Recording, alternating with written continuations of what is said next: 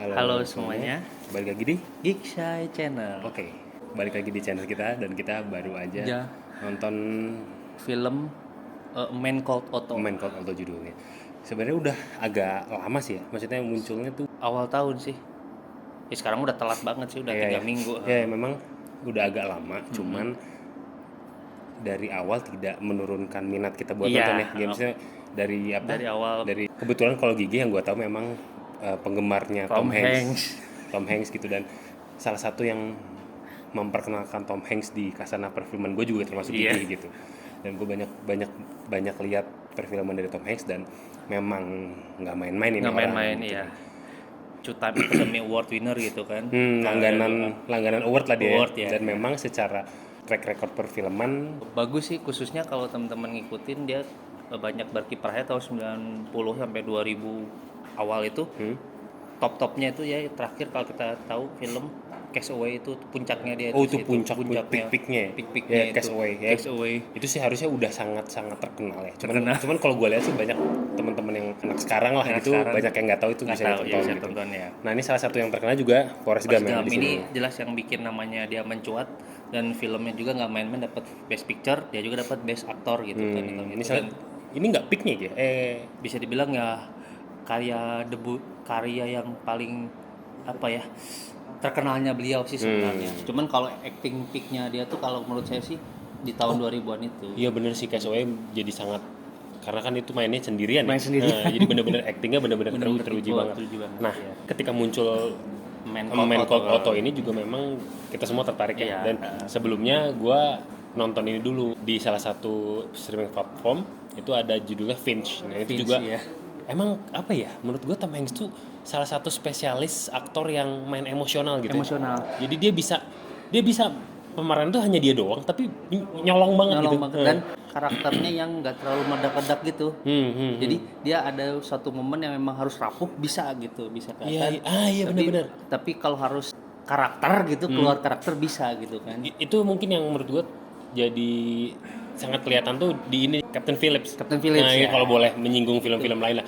Mungkin biografi itu. Mungkin kalau misalkan nanti kita mau bahas Tom Hanks secara khusus nantilah.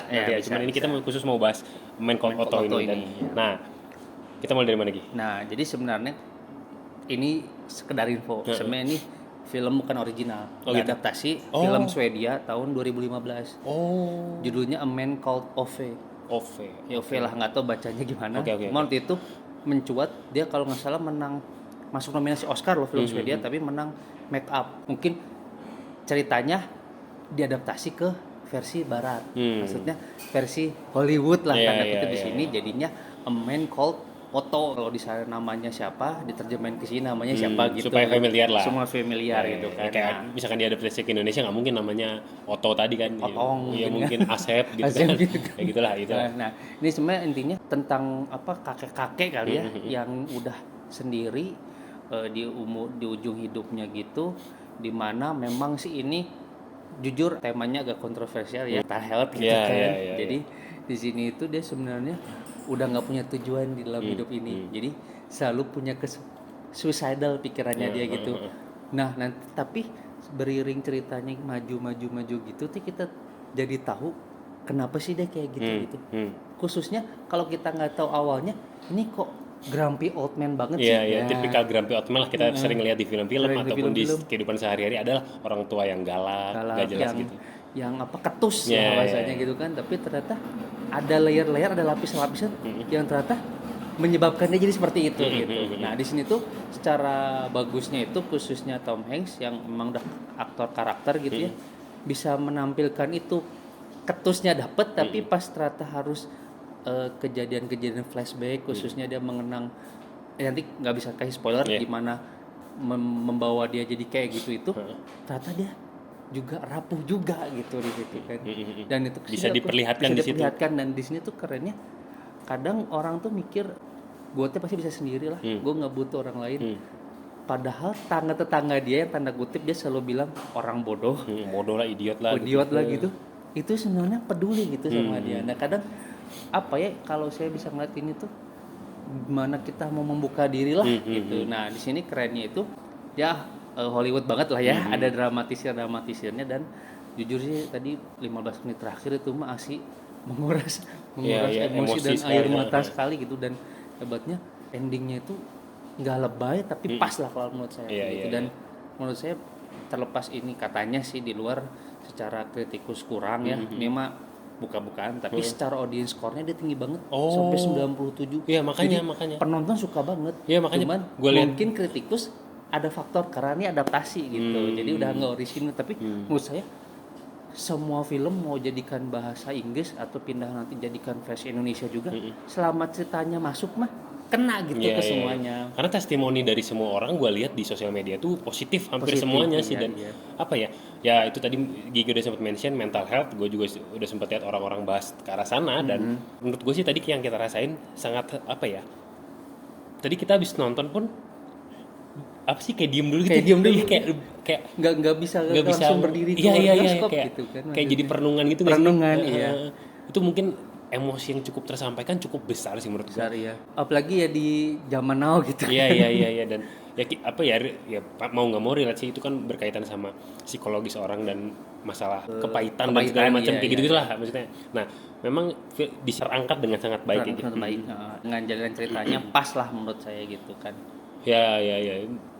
Kayaknya itu doang yang bisa dikomentarin ya. Maksudnya karena secara cerita sejujurnya walaupun tidak terlalu istimewa tapi tersampaikan dengan baik. Khusus sih kalau aku sih karena dia ada flashback ini mungkin apa ya sebutannya?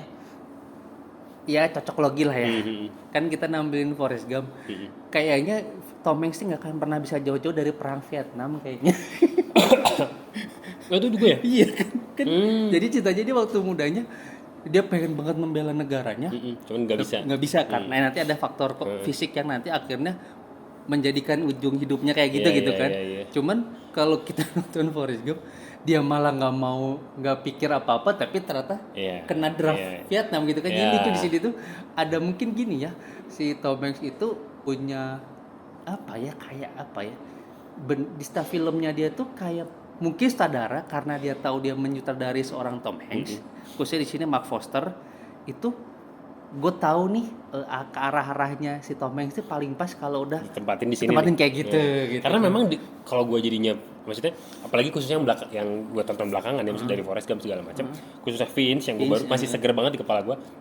Emang kayak di setiap filmografi itu kayak ada benang merahnya gitu. Jadi kayak Tom Hanks itu di sini nih gitu ya. Nah itu maksudnya kalau ditaruh di tempat lain kayak gue nggak tahu sih akan jadi jelek, cuman kayak udah pas gitu di sini. Gitu, kayak udah ngapain dipindah-pindahin lagi gitu. Ya kayak gitu nggak sih? Gitu. Jadi apa?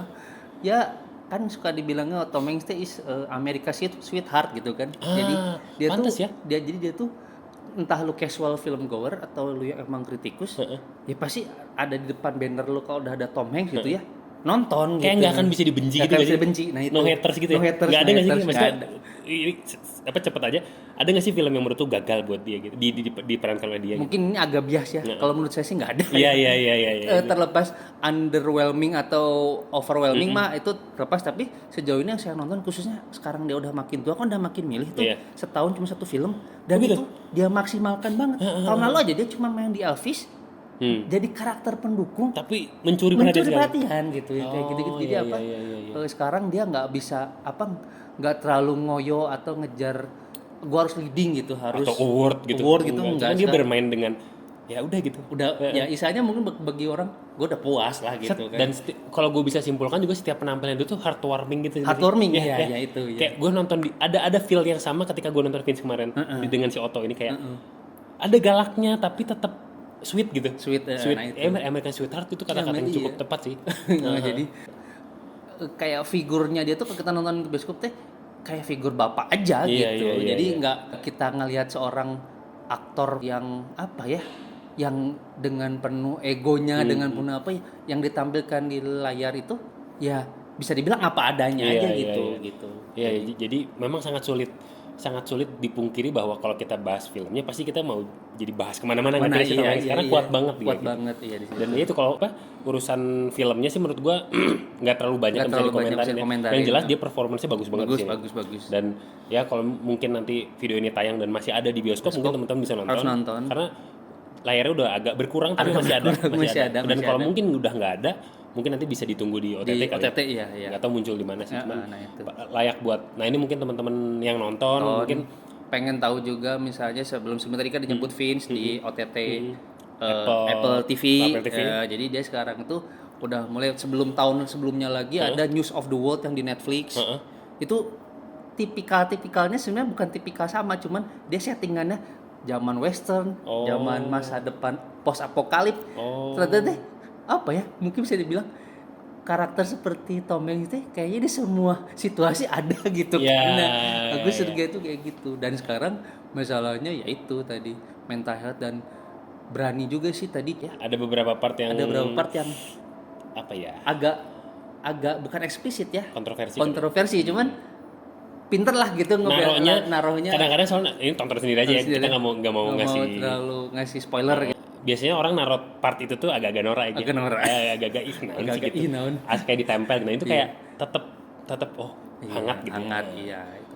Ya intinya bener heartwarming lah gitu filmnya. Ya, jadi heartwarming dan membuat terkuras emosinya. Jadi ketika beres tuh kayak diem dulu, kita merenung dulu gitu kayak ada nggak sih orang di sekitar kita yang kayak gitu gitu ya. Malah kalau tadi aku ngelihatnya ada cerita nih mah pribadi sudut pandang dari tetangganya yang kayak kadang nanti anak teh kalau udah nggak pernah komunikasi dengan orang tuanya teh nganggap orang tuanya kayak orang asing gitu kan. Nah padahal si Otto spoiler alert dia teh pengen punya anak gitu. Ada kontradiksi di situ. Jadi pinternya si Sarah ini teh gue teh pengen punya anak tapi di keluarga lain yang punya anak tapi memperlakukan orang tuanya seperti itu gitu. Akhirnya sesama orang tua saling menolong. Nah kayak gitu-gitu pokoknya. Ini mungkin nanti bisa di-cut atau apa spoiler sih, cuman aku sih pribadi jadi kayak refleksi juga. Wah, jangan-jangan gitu kan. Terus yang gimana sih pintarnya ini juga mungkin ya karena ini film tahun 2022 masukin ternyata kadang everyday hero tuh nggak pernah mau dapat spotlight sebenarnya. Mereka hanya mau melakukan sesuatu tuh ya berdasarkan gue tuh pengen nolong aja gitu. Tapi ternyata di dunia sekarang, apalagi di dunia medsos yang ada dan nanti itu tuh harus terekspos kayak gitu-gitu. Nah aku tuh senengnya tuh di sini ada sedikit kritik sosial gitu ya. Betul. Ada sedikit kritik sosial yang wah gitu juga ya ternyata. Pinter sih maksudnya.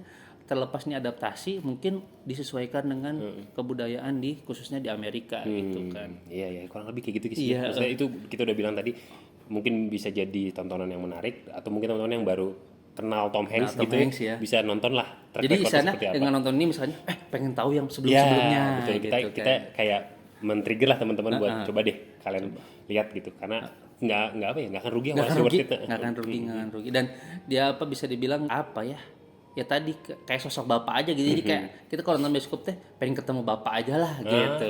Pengalaman yang menarik ya. Iya.